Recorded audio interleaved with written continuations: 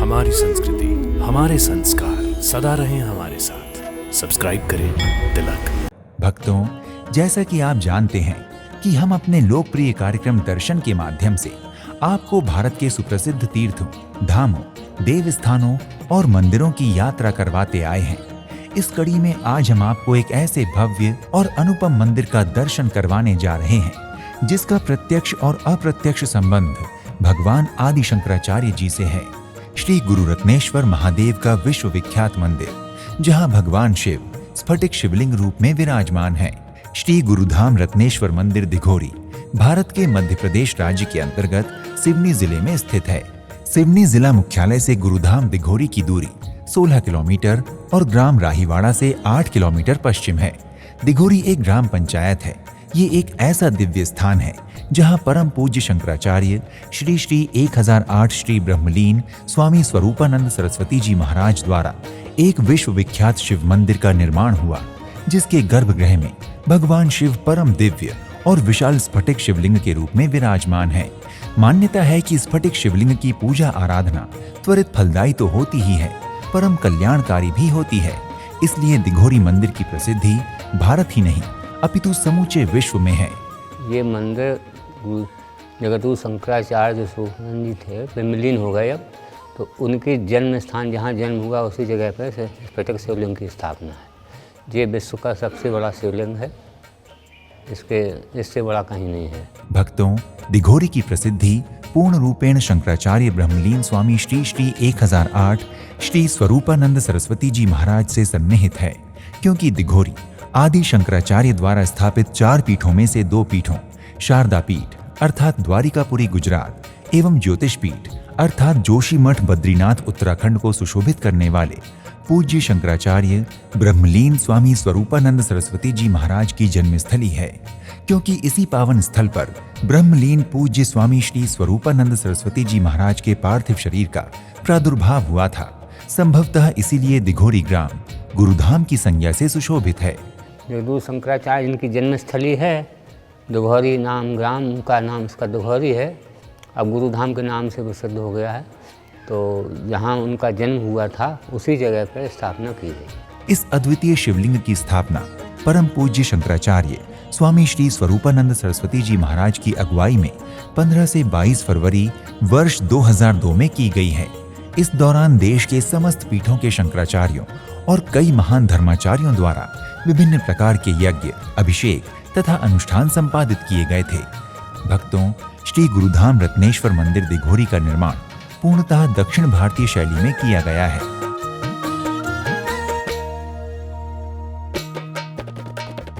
मंदिर में सीढ़ी चढ़ने के बाद एक हॉल में विशाल नंदी विराजित हैं।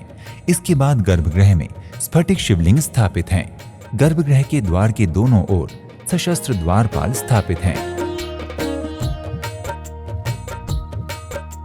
भक्तों, दिघोरी स्थित श्री गुरु रत्नेश्वर महादेव मंदिर के विशाल परिसर में कई देवी देवताओं की मूर्तियां, पार्किंग तथा विश्राम स्थल आदि बने हुए हैं। भक्तों, दिघोरी स्थित श्री गुरु रत्नेश्वर महादेव मंदिर में एशिया का सबसे बड़ा स्फटिक शिवलिंग विराजमान है। ये स्फटिक शिवलिंग प्राकृतिक है, जो बहुत ही दुर्लभ होता है। इसलिए दिघोरी में विराजमान स्फटिक शिवलिंग की महिमा बहुत अधिक है, क्योंकि धर्म ग्रंथों के अनुसार स्फटिक शिवलिंग बहुत ही शुभ होता है। इसके दर्शन मात्र से ही सभी मनोरथ सिद्ध हो जाते हैं। इसका पूजन बहुत ही कल्याणकारी होता है। इसकी पूजा करने वालों के यहाँ धन धान्य की कोई कमी नहीं रहती, क्योंकि इसमें माता लक्ष्मी का निवास माना जाता है। भक्तों, दिघोरी के श्री गुरु रत्नेश्वर धाम में विराजमान स्फटिक शिवलिंग को कश्मीर से लाया गया था। भारतीय धर्म ग्रंथों में इसके पूजन का बहुत अधिक महत्व बताया गया है। कहा जाता है कि स्फटिक शिवलिंग बर्फ की चट्टानों के बीच कई वर्षों तक पत्थर के दबे रहने से निर्मित होता है। भक्तों, दिघोरी के गुरु रत्नेश्वर महादेव मंदिर में यात्रियों और दर्शनार्थियों के दर्शन पूजन का समय प्रातः 5:30 बजे से रात्रि 8:30 बजे तक निर्धारित है। इस अवधि में कभी भी यहाँ पहुंचकर दर्शन पूजन किया जा सकता है। भक्तों, गुरुधाम दिघोरी में मकर संक्रांति एवं महाशिवरात्रि को विशाल मेले लगते हैं। शिवरात्रि में अब 1 तारीख आ रही, 25 दिसंबर को मेला भरता रहता है। पर्व पे जब पर्व पड़ते हैं, जैसे संक्रांत है, कोई पर पड़ गया तो मेला भर जाता है। और वे दर्शनार्थी आते हैं तो इस प्रत्येक शिवलिंग की विशेषता ये है कि इसकी दर्शन से ही मनोकामना पूर्ण होती है। श्रावण में यहाँ विशेष अनुष्ठान के साथ साथ बहुत दूर दूर से कांवड़िए गंगा जल से भरी कांवर लेकर अभिषेक करने हेतु पहुँचते हैं। मान्यता है कि स्फटिक शिवलिंग के दर्शन करने से पापों से मुक्ति मिलती है तथा अक्षय पुण्य की प्राप्ति होती है। भक्तों, यदि आप श्री गुरुधाम दिघोरी मंदिर को जा रहे हैं और सैर सपाटे में रुचि रखते हैं तो दिघोरी के नजदीक सिवनी जिले में पेंच टाइगर रिजर्व, बड़ा दिगंबर जैन मंदिर, बंजारी माता मंदिर सिवनी आदि कई दर्शनीय स्थल हैं जिनके पर्यटन का आप आनंद ले सकते हैं। भक्तों, अगर आप दिघोरी के गुरु रत्नेश्वर महादेव मंदिर की यात्रा योजना बना रहे हैं तो आप वायु, रेल या सड़क मार्ग में से किसी से भी यात्रा करके सिवनी के दिघोरी स्थित गुरु रत्नेश्वर महादेव मंदिर पहुंच सकते हैं। अगर आप सिवनी स्थित दिघोरी के गुरु रत्नेश्वर महादेव मंदिर की यात्रा हवाई जहाज से करना चाहते हैं तो निकटतम हवाई अड्डा नागपुर और जबलपुर है, जहां से सिवनी सड़क मार्ग द्वारा 2.5 घंटे की यात्रा करके पहुंचा जा सकता है।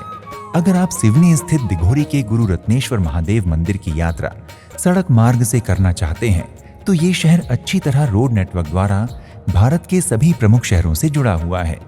आप चाहें तो निजी वाहन द्वारा भी यहाँ पहुँच सकते हैं।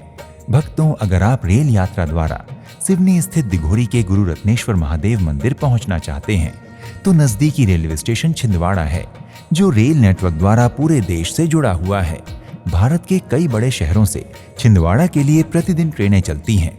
छिंदवाड़ा रेलवे स्टेशन से दिघोरी मंदिर के लिए टैक्सी तथा ऑटो रिक्शा उपलब्ध हैं।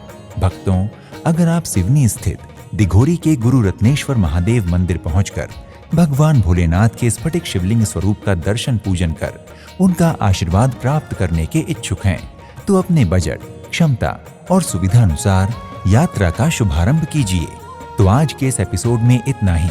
एक नए धाम की यात्रा पर आपसे फिर भेंट होगी। तब तक के लिए नमस्कार, प्रणाम, इति शुभम।